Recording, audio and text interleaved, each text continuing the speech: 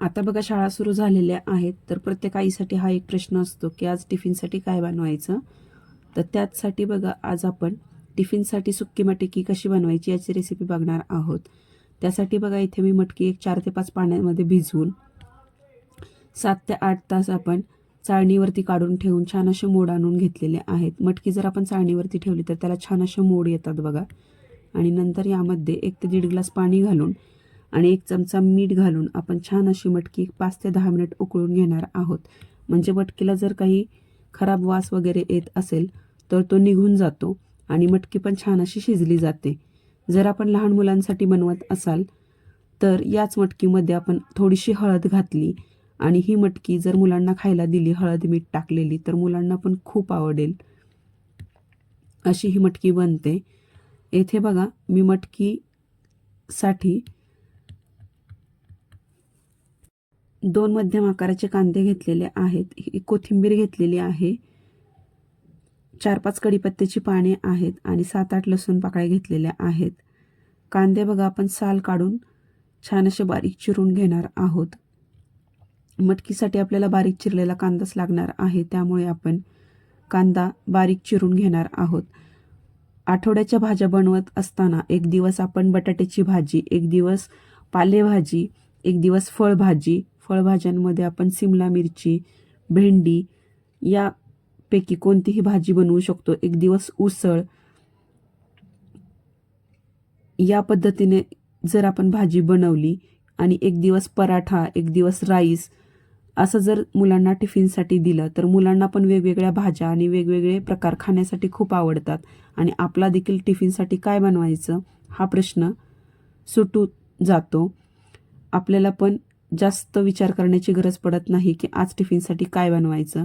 हाच जर मेनू आपण कंटिन्यू ठेवला किंवा त्याचमध्ये थोडेफार बदल केले, पालेभाजींमध्ये 2-3 प्रकार असतात, त्यामध्ये वेगवेगळ्या प्रकारची पालेभाजी दिली आणि भाजीला काय नसताना जर आपण बटाट्याची भाजी वगैरे तर देऊच शकतो.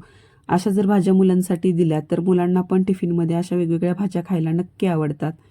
नंतर बघा इथे एका गरम कढईमध्ये मी 1 चमचा तेल घालून घेतलेला आहे. यामध्येच आपण अर्धा चमचा मोहरी घालून घेणार आहोत आणि मोहरी छान अशी तडतडल्यानंतर यामध्ये घालणार आहोत अर्धा चमचा जिरे. जिरे पण बघा मस्त असं फुललेलं आहे. नंतर यामध्ये घालूया 3 ते 4 कढीपत्त्याची पाने आणि 7 ते 8 लसूण पाकळ्या बारीक कट करून घेतलेल्या आहेत, त्या आपण यामध्ये घालून घेणार आहोत. नंतर यामध्ये बारीक चिरलेला कांदा घालून घेणार आहोत आणि कांदा आपल्याला हलकासा परतून घ्यायचा आहे, जास्त ब्राऊन करायचा नाही, कारण आपण सुक्की मटकी बनवणार आहोत आणि यासाठी कांदा जास्त भाजलेला आपण बनवणार नाही. एकदम हलकासा आपल्याला कांदा ब्राऊन होईपर्यंत परतून घ्यायचा आहे.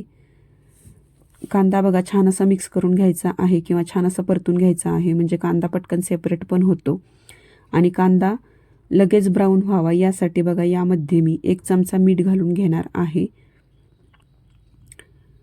मसाले आपण लगेच घालणार नाही, कारण मसाले जर आपण लगेच घातले तर मसाले जळू पण शकतात आणि मसाल्यांची चव ही वेगळी पण लागू शकते. त्यामुळे आपण अगोदर मटकी घालून घेणार आहोत आणि नंतर यामध्ये मसाले घालणार आहोत.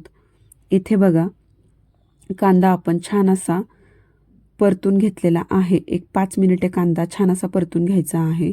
नंतर यामध्ये अर्धा चमचा बघा मी मीठ घालून घेतलेला आहे. मीठ घातल्यानंतर बघा लगेच कांद्याचा कलर बदललेला आहे आणि कांदा पटकन असा सॉफ्ट होतो मीठ घातल्यामुळे. बघा कांदा मस्त असा सॉफ्ट झाल्यानंतर लगेचच आपण यामध्ये मटकी घालून घेतलेली आहे आणि छान असं आपण हे मिश्रण एकजीव करून घेऊया. हलकंसं 1 ते 2 मिनिट परतून घेतल्यानंतर या मिश्रणामध्ये आपण सर्व मसाले घालून घेणार आहोत. अगदी जर तुम्ही लहान मुलांसाठी बनवत असाल तर मसाल्यांचं प्रमाण थोडं कमी केलं तरी देखील चालेल. येथे बघा मी अर्धा चमचा हळद घालून घेते आहे, 1 चमचा तिखट घातलेला आहे, अर्धा चमचा लाल मिरची पावडर, अर्धा चमचा कांदा लसूण मसाला घातलेला आहे आणि बारीक चिरलेली कोथिंबीर घालून घेणार आहोत आणि एक 5 मिनिटे छान अशी मटकी आपण परतून घेणार आहोत. अगदी कमी गॅसवरती मटकी आपण परतून घेणार आहोत. गॅसची फ्लेम अजिबात हाय करायची नाही आहे. मसाला पूर्ण असा मटकीला लागेपर्यंत आपण मटकी छान अशी परतून घेतलेली आहे बघा. आणि मस्त अशी मटकीची भाजी तयार झालेली आहे. जर आपल्याला आवडत असेल तर अगदी 2 चमचे शेंगदाण्याचा कूट जरी आपण यामध्ये घातला तरी देखील मटकीची चव अत्यंत छान लागते. मस्त अशी मटकी तयार झालेली आहे. टिफिनला देत असताना अगदी हलकीशी थंड करूनच आपण टिफिनला ती देणार आहोत. नाहीतर टिफिन जर आपण गरमागरम बंद केला तर मटकीची स्मेल त्या टिफिनच्या भाजीला येते. त्यामुळे आपण टिफिनमध्ये घातल्यानंतर हलकीशी थंड करून मगच त्याचं झाकण बंद करून घेणार आहोत बघा. आणि मस्त अशी टिफिनमध्ये मटकी, त्यासोबत आपण भाजलेला पापड वगैरे देऊ शकतो. पोळी, भाजी आणि काकडी जर असेल तर ती पण देऊ शकतो. वरतून कोथिंबीर घालून छान अशी मटकीची भाजी आपण सर्व करूया. या पद्धतीने टिफिनसाठी मटकीची भाजी किंवा उसळ तुम्ही पण एकदा नक्की बनवा आणि कमेंट करून नक्की सांगा ही भाजी कशी बनलेली आहे ती. आणि अशाच नवनवीन रेसिपीजसाठी कोमल्स किचनला सबस्क्राईब करा, लाईक करा, फॉलो करा आणि कमेंट करायला विसरू नका.